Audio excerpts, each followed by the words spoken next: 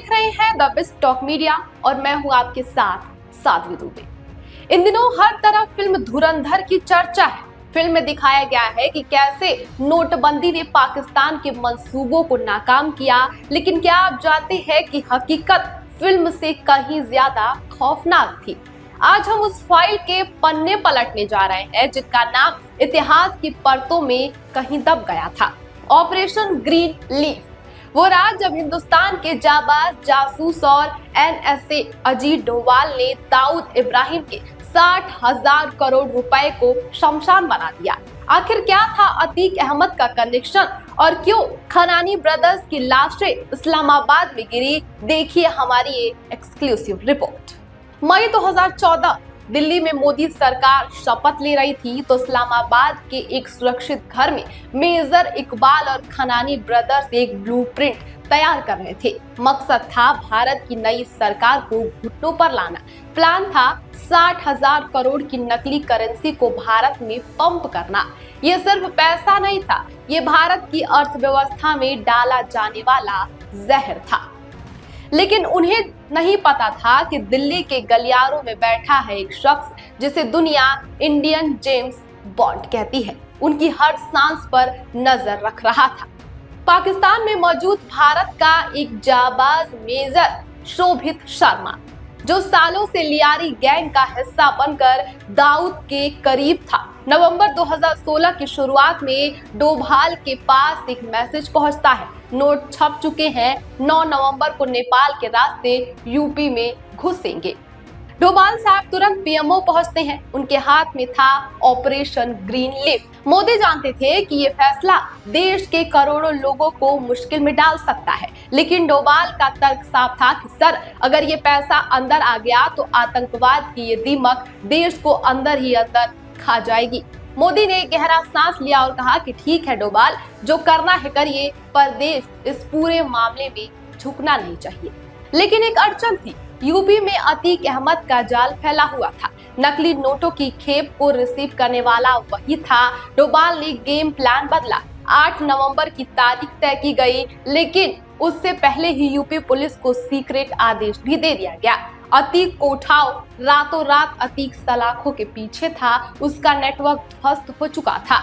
उधर पाकिस्तान में truck border के लिए निकल चुके थे। खनानी ब्रदर्स को लग रहा था कि अतीक उनका माल रिसीव कर लेगा, पर उन्हें क्या पता था कि रिसीवर ही जेल में पहुंच चुका है। 8 नवंबर रात 8:15 पर जब नकली नोटों के ट्रक बॉर्डर से कुछ ही किलोमीटर दूर थे, तभी पूरी दुनिया ने वो सुना जिसने पाकिस्तान का कलीजा चीर कर रख दिया। आज रात से 500 और 1000 के नोट रद्दी हो जाएंगे। 60,000 करोड़ का वो पहाड़ जो भारत को जलाने के लिए बनाया गया था, वो एक पल में कागज का ढेर बन गया।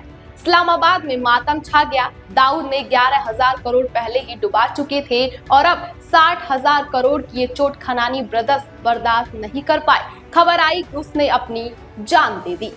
एक गोदाम, करोड़ों नकली नोट, ट्रक तैयार, बॉर्डर पर आदमी खड़े और बस कुछ घंटों में वो पैसा हिंदुस्तान में दाखिल होने वाला था। लेकिन उसी रात दिल्ली में एक कमरे में 4 लोग बैठे थे और एक फैसला हुआ जिसने उस पूरी साजिश को एक झटके में कागज का टुकड़ा बना दिया। ये नोटबंदी की असली कहानी है जो आपको कभी नहीं बताई गई। अजीत डोभाल की बात करें तो उनके बारे में जो सबसे ज्यादा बात होती है वो है उनका पाकिस्तान में अंडरकवर काम। कहा जाता है कि वो 7 साल तक पाकिस्तान में एक मुसलमान की पहचान से रहे। इसकी आधिकारिक पुष्टि कभी नहीं हुई, लेकिन खुफिया हलकों में ये बात पब्लिकली कही जाती है। मिजोरम इंसुरेंसी को शांत करने में और पंजाब में आतंकवाद खत्म करने में उनकी भूमिका को वाइडली एक्नॉलेज किया जाता है। 1999 में IC 814 हाईजैक के दौरान नेगोशिएटर की भूमिका उन्होंने निभाई। 2014 में जब मोदी सरकार आई तो डोभाल को नेशनल सिक्योरिटी एडवाइजर बताया गया। ये पद कैबिनेट मिनिस्टर के बराबर का दर्जा रखता है। ऑपरेशन ग्रीन लीफ सिर्फ एक मिशन नहीं था, ये भारत की अस्मिता की लड़ाई थी। फिल्म धुरंधर शायद आपको मनोरंजन दे सकता है, लेकिन असलियत में डोभाल और मोदी का वो फैसला आज भी भारत की सुरक्षा का सबसे बड़ा कवच माना जाता है। तो क्या आपको लगता है कि देश की सुरक्षा के लिए जनता को दी गई वो तकलीफ जायज थी जो नोटबंदी के दौर में भारत पर लगाई गई थी, क्योंकि जैसे ही धुरंधर 2 रिलीज हुई है, कई ऐसे खेमे हैं, कई ऐसे टुकड़े टुकड़े दल हैं जो इस पूरी फिल्म को प्रोपेगेंडा बता रहे हैं। लोगों का कहना है कि इसमें बीजेपी सरकार को बढ़ा चढ़ा करके दिखाया गया है, मोदी सरकार के तारीफों के पुल बांधे गए हैं इस पूरे फिल्म में। पाकिस्तानी मीडिया चीख चीख कर कह रही है कि इसमें इसकी फिल्म की जो स्क्रिप्ट राइटिंग है वो मोदी ने की है। भारत में भी विपक्षी खेमा लगातार ये कह रहा है कि इसमें एक विशेष संगठन को बदनाम करने की कोशिश की गई है, ये सिर्फ एक प्रोपेगेंडा है, बिल्कुल भी सच्चाई नहीं है इस फिल्म में। लेकिन जनता साफ कह रही है कि आदित्य धर ने 70 साल का जो प्रोपेगेंडा था, जो लोगों का ब्रेन वॉश हो चुका था, वो 6 महीने में ही खत्म कर दिया है। फिलहाल इस खबर पर आपकी क्या राय है, हमें कमेंट बॉक्स में जरूर बताएं।